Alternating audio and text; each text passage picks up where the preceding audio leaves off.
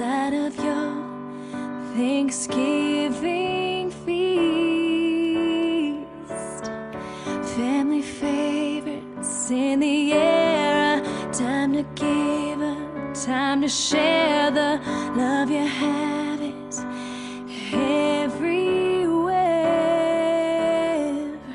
To love, to life, to hope, to dreams, to all whose thankful hearts you bring. Thank you for the air I breathe. Thank you for the love I need. Thank you for the joy inside of me. I think the activity went really well. I think it's a really great opportunity for the students to learn about an American culture and tradition from Native Americans, well, not Native Americans, but from Native English speakers and people who are from that culture. I think it's just a great opportunity for them to be able to learn and hear it from a first-hand experience. And it's really cool to see so many students who are really excited to learn about our traditions and share and reflect on like their Costa Rican culture as well. But it was really cool to come here, and for us it's such an important holiday that it's something we like to share. And I'm really glad that everybody came with like really good questions and wanted to clear their misconceptions and find out more about the Thanksgiving holiday. Another year, thank you for the air I breathe. Thank you for the love I need. Thank you for the joy inside of me. Oh, you give us hope, you plant the seed, you harvest every heart in need. Thank you for the love you given me. Thank you. For the beauty on this planet, every moment took for granted is the chance to get it right. All the blessings you've been handed, every memory life makes candid. Here's to living, here's to life. Happy Thanksgiving! And thank you for the air I breathe. Thank you for the love I need. Thank you for the joy inside of me. Oh, you give us hope, you plant the seed, you harvest every heart in need. Thank you for the love you've given me. Thank you. Thank you. Oh, for loving me. Oh, you hold me up when I can't reach. You give me strength when I'm too weak. Thank you for the love you've given me. Thank you.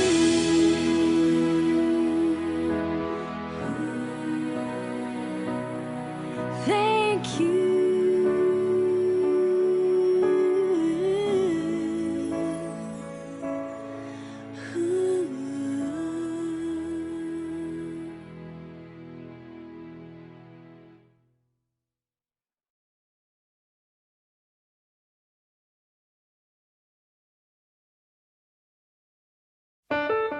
The Joint Base Meyer Henderson Hall dining facility went all out for their annual Thanksgiving meal.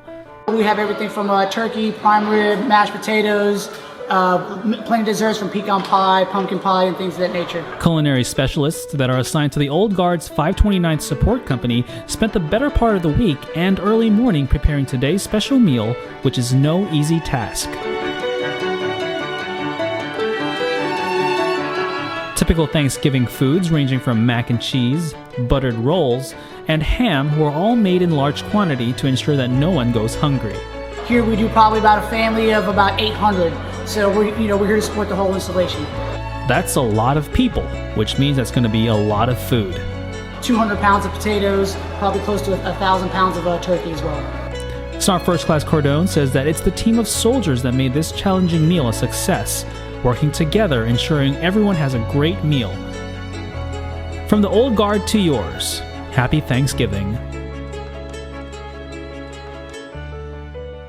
Please join us on Thursday, November 24th for the 3rd annual Cortland Community Thanksgiving Dinner. This event, brought to you by The Body Shop Tattoo, is free and open to all. A traditional turkey dinner, complete with beverage and dessert, will be served from noon until 6 p.m. at the Salvation Army, 138 Main Street. To RSVP or make a donation of time or money, please call The Body Shop Tattoo 607-753-0202 or visit them at the Beach House Mall, 37 Main Street. We look forward to seeing you this Thanksgiving Day. Excitement in the kitchen. Say, let's see the excitement. All right, just you come along with me and I'll show it to you.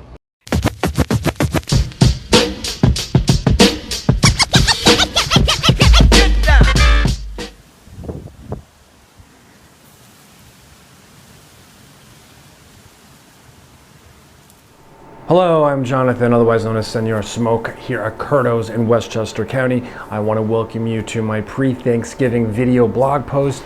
Yes, we are celebrating all things having to do with the great turkey today. This is my turkey prop over here. And it's supposed to be a 25-pounder. It's a little deflated. It's probably down to about 15, 16 pounds now. We'll have to help him out. But anyway, I want to talk about smoking bird because that is, I don't host Thanksgiving, so I unfortunately can't cook the big bird on this the feast day. And what I've done the last couple of years instead is I have cooked a pre-Thanksgiving turkey the weekend before. So last year, 2015, I used the Memphis grill. It was actually one of my first cooks with the Memphis, and I smoked a large bird. I think it was about 18 pounds, at least for my smallish family, and did a pretty damn good job. I mean, the Memphis grill, it's really set it and forget it, very easy to use. It's like an oven, and I did a good job with that. And there's probably some pictures floating by right now of the results. But this year I decided to do something different. I wanted to break out my Kamado Joe, which I don't want to say I abandoned it, but I just, I didn't really use it as much this summer. This was really the summer of the alfresco, and continuing to use the Memphis in all of its incredible versatility. So I got the Kamado Joe, and I think I had a great vision for what this was going to turn into, and I can tell you, as I'm just a very transparent dude, I semi-ruined the bird. So what I'm going to talk about today is how not to smoke your turkey if you are using, and you could, Big Green Egg fans, Primo fans, whatever Kamado vessel that you're using, you can actually learn from this video as well. It's not just for the Kamado Joe users, but the problem with the smoke, because I had it all going. I was at 200. It was a. Let me backtrack for a second. The bird was about 12 pounds. It was small, so we were at a steady 275 degrees, and I smoked it for 3 hours. Now, maybe it should have only been 2, whatever, but it was 3 hours at 275, and it was a pecan smoked bird. So I had pecan chunks in there, which is actually phenomenal. Okay, and I've never used pecan before, and now it's going to be one of my go-to choices of wood. But the reason why I ruined it, I don't want to say I ruined it, but it didn't come out great, is because I didn't use this. Okay, this is a heat shield, ceramic heat shield. This is very, very important for you Kamado users. Okay, now I understand that for some folks it wouldn't be an afterthought of using the ceramic heat shields. In all of the videos that I looked at on the web, yes, most people use them, but I just said to myself, I'm going to be at a relatively low temperature, 275 degrees. There is a drip pan in the coals as well. Maybe I don't need to use this. And you know what? I should have.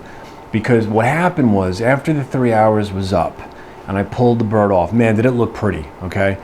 But I noticed that the breast meat was definitely dry. Now, the legs and the wings were fantastic, absolutely fantastic.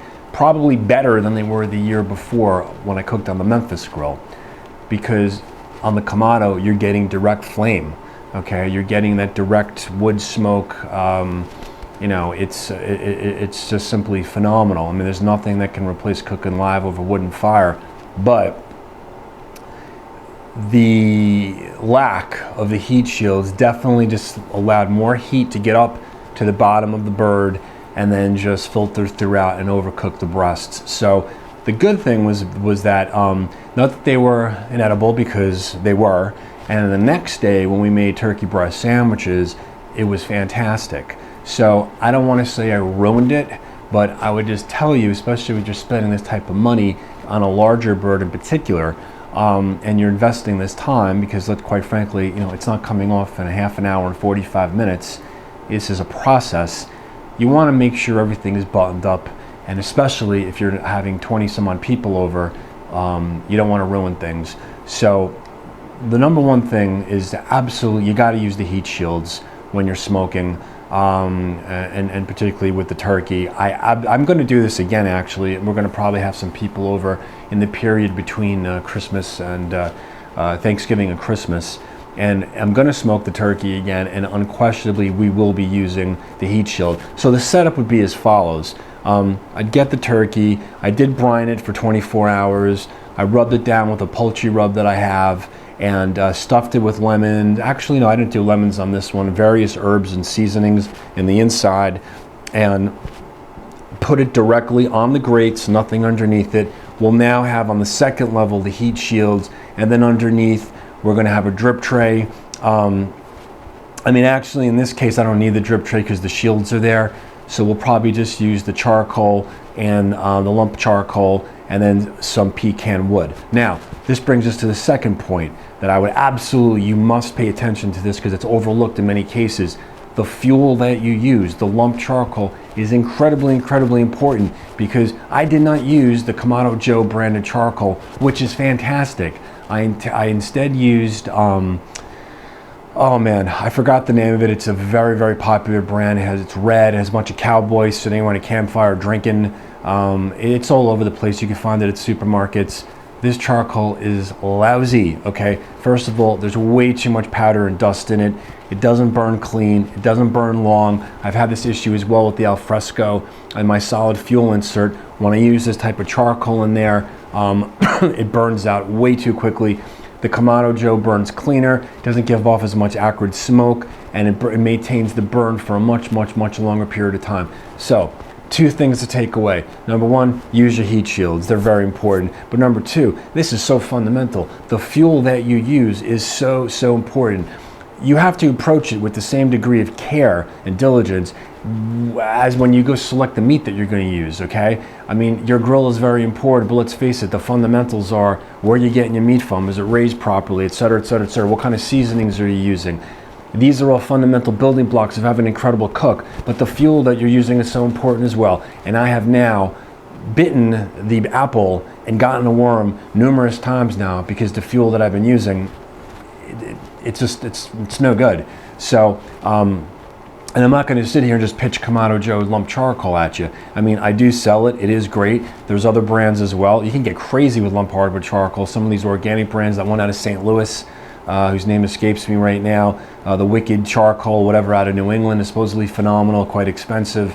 But don't ignore the fundamentals. Good charcoal, good fuel, use your heat shields, select the right type of bird, and don't go too crazy. Have a great Thanksgiving, enjoy the pics in the video, and much, much more to come. Thank you.